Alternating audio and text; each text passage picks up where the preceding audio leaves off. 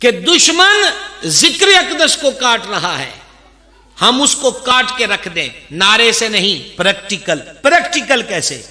ہفتے میں ایک دن، صرف ربیع الاول نہیں، 12 ماہ، ہفتے میں ایک دن گھروں میں حضور کے ذکر کی بزم سجائیں علیہ السلام.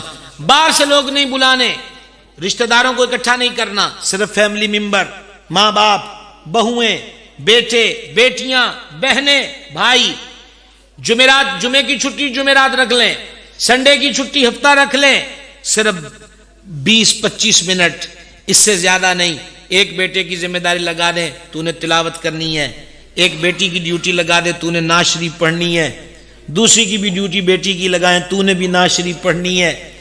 اور آپ خود یا بچوں میں سے کسی کی ڈیوٹی لگا کر کسی سنی عالم کی کتاب جو حضور کی شان پر ہو، عظمت پر ہو، حسن پر ہو، جمال پر ہو، کمال پر ہو، معجزات پر ہو،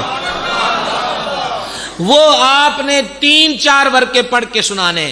اٹھ کے 2 شعر سلام کے پڑھیے. اس دن جو گھر میں روٹی پکی ہے اسے ہی لنگر میلاد قرار دیجئے.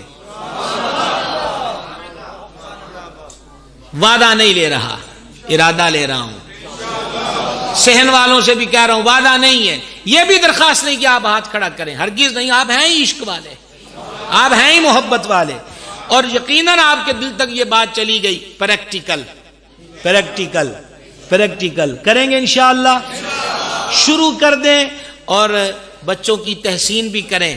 دھی رانی نے نعت شریف بڑی سونی پڑھی ہے، اے اللہ تینوں 20 روپے انعام. بیٹے نے بڑی پیاری تلاوت کی ہے، اے تینوں 20 روپے انعام.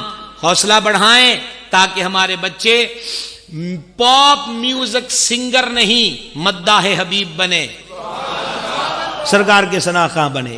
کر لیں گے انشاءاللہ.